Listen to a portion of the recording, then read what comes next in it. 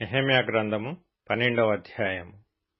షయల్తీయేలు కుమారుడైన జెరుబ్బాబెలుతో కూడా వచ్చిన యాజకులను లేవీయులను వీరే: యేషూవ, సెరాయా, ఇర్మీయా, ఎజ్రా, అమర్యా, మల్లూకు, హట్టూషు, షెకన్యా, రెహూము, మెరేమోతు, ఇద్దో, గిన్నెతోను, అబీయా, మియామీను, మయద్యా, బిల్గా, షమయా, యోయారీబు, యెదాయా, సల్లు, ఆమోకు, హిల్కీయా, యెదాయా అనువారు.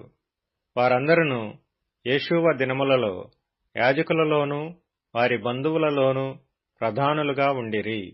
మరియు లేవీయులలో యేషూవ, బిన్నూయు, కద్మీయేలు, షేరెబ్యా, యూదా, స్తోత్రాది సేవ విషయములో మత్తన్యాయు అతని బంధువులను, మరియు బక్బుక్యాయు, ఉన్నీయును వారి బంధువులను వారికి ఎదురు వరుసలో నుండి పాడువారు. యేషూవ యోయాకీమును కనెను. యోయాకీము ఎల్యాషీబును కనెను. ఎల్యాషీబు యోయాదాను కనెను. యోయాదా యోనాతానును కనెను. యోనాతాను యద్దూవను కనెను. యోయాకీము దినములలో పితరులలో ప్రధానులైన వారు యాజకులయ్యుండిరి. వారెవరనగా సెరాయా ఇంటివారికి మెరాయా, ఇర్మియా ఇంటివారికి హనన్యా, ఎజ్రా ఇంటివారికి మెషుల్లాము, అమర్యా ఇంటివారికి యెహోహానాను, మెలీకు ఇంటివారికి యోనాతాను, షబన్యా ఇంటివారికి యోసేపు, హారీము ఇంటివారికి అద్నా, మెరాయోతు ఇంటివారికి హెల్కయి, ఇద్దో ఇంటివారికి జకర్యా, గిన్నెతోను ఇంటివారికి మెషుల్లాము, అబీయా ఇంటివారికి జిక్రీ, Miniamin ఇంటివారికి మోవద్యా, ఇంటివారికి పిల్టయి, బిల్గా ఇంటివారికి షమ్మూయా, షమయా ఇంటివారికి యెహోనాతాను, యోయారీబు ఇంటివారికి మత్తెనై, Jedaiah ఇంటివారికి Uzzi, సల్లయి ఇంటివారికి కల్లయి, ఆమోకు ఇంటివారికి ఏబెరు, Hilkiah ఇంటివారికి హషబ్యా, Jedaiah ఇంటివారికి నెతనేలు. Eliashib దినములలో లేవీయుల విషయంలో యోయాదా, యోహానాను, యద్దూవ కుటుంబ ప్రధానులుగా దాఖలైరి. మరియు పారసీకుడగు దర్యావేషు ఏలుబడి కాలములో వారే యాజక కుటుంబ ప్రధానులుగా దాఖలైరి. ఎల్యాషీబు కుమారుడైన యెహోనాను దినముల వరకు అనుదినము జరుగు విషయముల గ్రంథమందు వారు లేవీయుల కుటుంబ ప్రధానులుగా దాఖలైరి. లేవీయుల కుటుంబ ప్రధానులైన హషబ్యాయు, షేరేబ్యాయును, కద్మీయేలు కుమారుడైన యేషూవయును వారికి ఎదురు వరుసలో పాడు తమ బంధువులతో కూడా దైవజనుడైన దావీదు యొక్క ఆజ్ఞను బట్టి స్తుతిపాటలు పాడుటకు వంతుల చొప్పున నిర్ణయింపబడిరి. మత్తన్యా, బక్బూక్యా, ఓబద్యా, మెషుల్లాము, టల్మోను, అక్కూబు అనువారు గుమ్మముల దగ్గరనున్న పదార్థపు కొట్టుల యొద్ద కాపుకాచు ద్వారపాలకులుగా ఉండిరి. వీరు యోజాదాకునకు పుట్టిన యేషూవ కుమారుడైన యోయాకీము దినములలోనూ అధికారి అయిన నెహెమ్యా దినములలోనూ యాజకుడును శాస్త్రియునగు ఎజ్రా దినములలోనూ ఆ పని జరుపుచూ వచ్చిరి.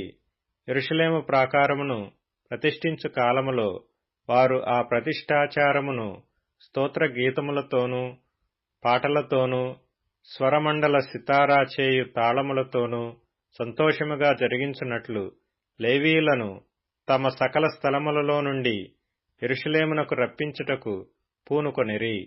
అప్పుడు గాయకుల వంశస్థులు యెరూషలేము చుట్టూనున్న మైదాన భూమిలో నుండియు నెటోపాతి యొక్క గ్రామములలో నుండియు కూడుకొని వచ్చిరి.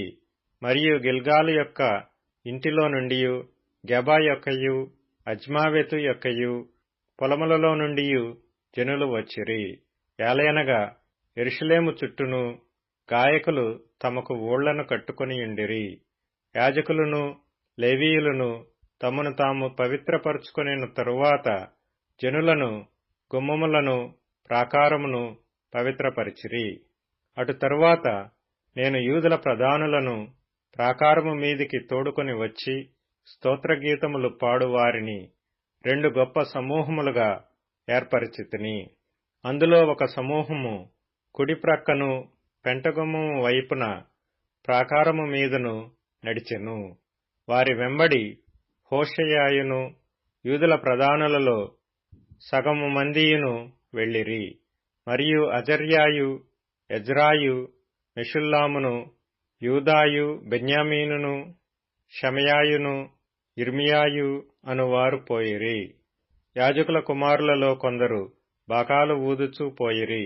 వారెవరనగా ఆసాపు కుమారుడైన జక్కూరునకు పుట్టిన మీకాయా కనిన మత్తన్యాకు పుట్టిన షమయా కుమారుడైన యోనాతానునకు పుట్టిన జకర్యాయు, అతని బంధువులగు షమయా, అజరేలు, మిలలై, గిలలై, మాయి, నెతనేలు, యూదా, హనాని అనువారు.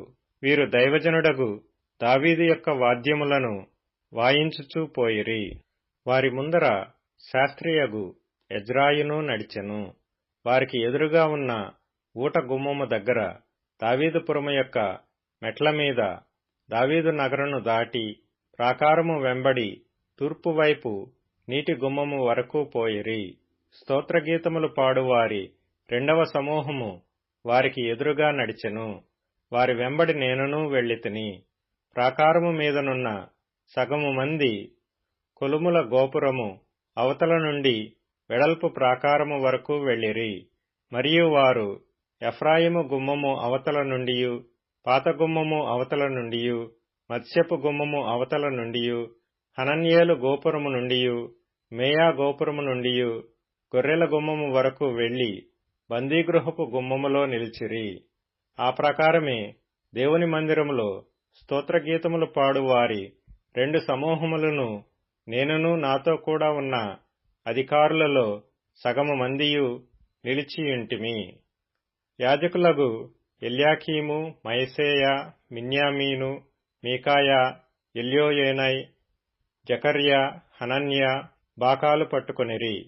ఇజ్రహయా అనువాడు నడిపింపగా మయసేయా, షమయా, ఎలియాజరు, ఉజ్జీ, యెహోహానాను, మల్కీయా, ఏలాము, ఎజెరులను గాయకులు బిగ్గరగా పాడిరి.